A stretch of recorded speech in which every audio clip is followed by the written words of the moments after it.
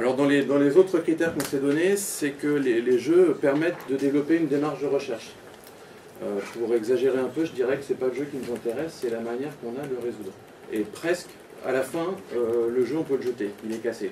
Parce qu'une fois qu'on a fait les maths qui vont bien, ça n'a plus vraiment d'intérêt. C'est comme quand on connaît une méthode systématique pour faire les grilles de Sudoku. Après, on ne fait plus Sudoku. Ça existe. Alors, par exemple, ce qui nous intéresse, évidemment, c'est de montrer le mode de raisonnement qu'il y a derrière les jeux et le mode de raisonnement mathématique. Par exemple, de parler d'abstraction, de modélisation, et de montrer que un peu d'abstraction, c'est pas compliqué, c'est même un moyen de simplifier le problème. Donc là, en l'occurrence, pour les ponts de Königsberg, il y a un moyen d'aller relativement vite et de généraliser le problème pour mieux le comprendre, qui est de se dire que ce qui est important en fait, c'est les différents quartiers qu'on modélise par des points, qu'on réduit à des points, qu'on modélise par des points, et que ce qui nous intéresse, c'est le nombre de traits qui modélisent les ponts, qui permettent d'aller d'un quartier à l'autre. Et donc en fait, faire le problème des ponts de Königsberg, c'est rien d'autre que dessiner ce dessin. On enlève la situation de départ, on passe à son modèle. C'est dessiner ce dessin sans lever le crayon et sans passer 2 fois sur le même trait. D'accord ? Bon, ça, je ne vais pas détailler plus que ça, mais pour résoudre les cylindres colorés, il y a une méthode relativement simple qu'on doit à Euler, qui permet de trouver la solution. Si vous avez des questions tout à l'heure, je vous répondrai là-dessus.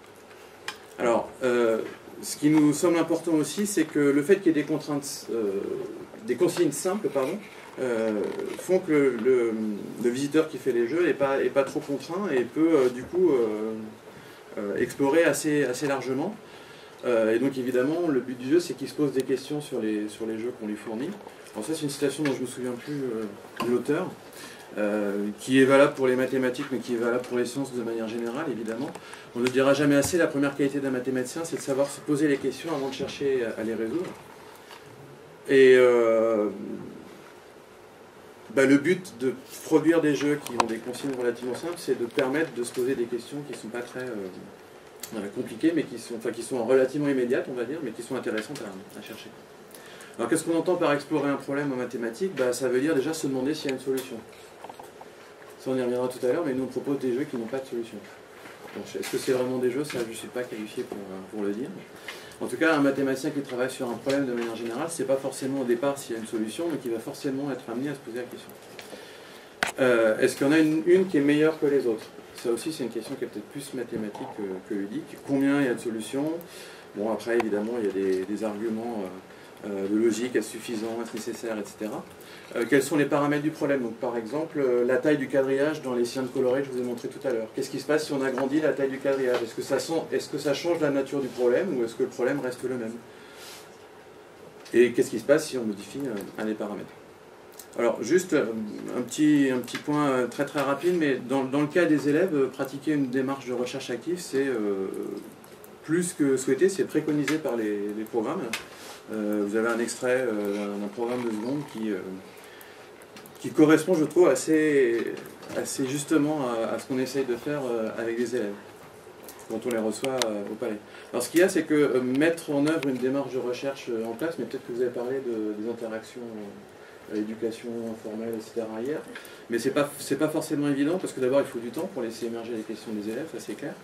Et puis il y a un aspect que j'ai constaté, parce qu'on fait aussi des formations d'enseignants, c'est qu'il y a un côté je ne sais pas répondre aux questions des élèves qui est assez perturbant.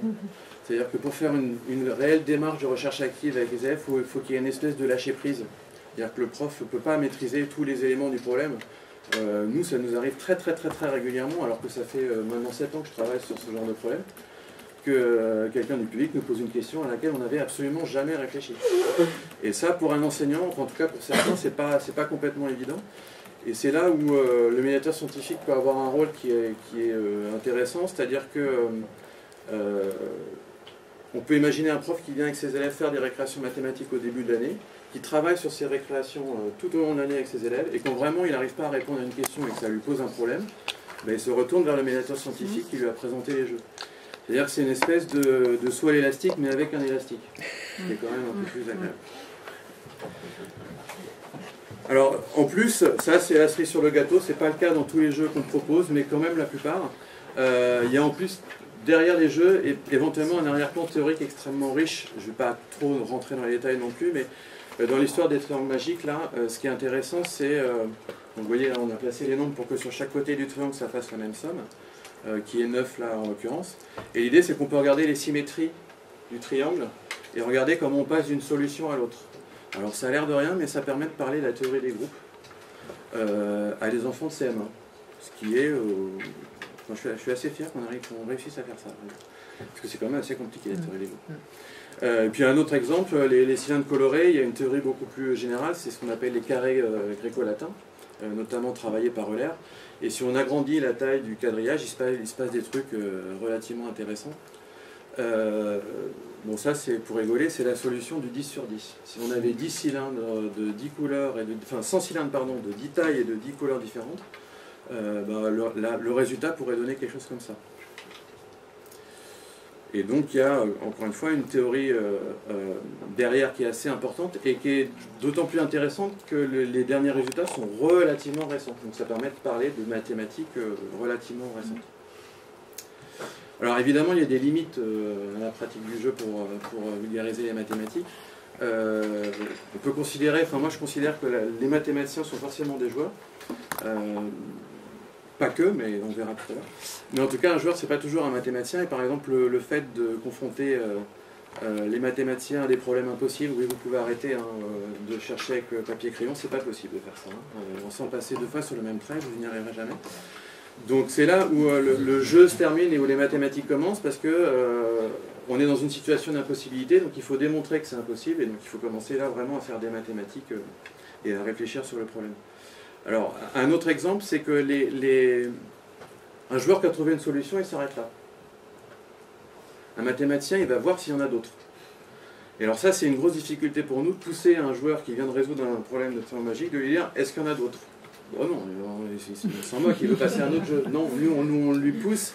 C'est là où il y a un petit basculement, où on passe du jeu au mathématicien, et il faut vraiment être insistant pour le pousser à l'exploration. Voilà, et puis un mathématicien n'est pas seulement un joueur, c'est-à-dire que même si on peut trouver des points communs, des convergences, etc., évidemment la pratique mathématique est un petit peu plus compliquée que la simple résolution d'un jeu. Et il y a en plus un certain nombre de techniques opératoires, etc., à savoir faire. Mais bon, ça c'est, je dirais que c'est l'écueil principal de la vulgarisation, c'est-à-dire de garder le fun, le côté attractif des choses en passant sous silence le dur labeur qu'il y a derrière toute activité scientifique. Puis la grille de Sudoku, c'est une remarque qui nous a été faite par un mathématicien qui est venu à nos ateliers et qui nous a dit: est-ce que vous me proposez, c'est un peu comme une grille de Sudoku? C'est-à-dire que je sais qu'il y a quelqu'un qui a travaillé avant sur le problème, et je sais que c'est pas un problème ouvert sur lequel je vais découvrir un truc nouveau, quoi. Donc il considérait de ce point de vue-là que, comme c'est des jeux qui ont été judicieusement choisis, etc., et que même s'il y a des questions inédites, il n'y a quand même pas beaucoup de surprises sur les jeux qu'on propose, il y avait un décalage entre, évidemment, la recherche réelle des mathématiciens et la pratique du jeu. J'ai fini. C'est terminé.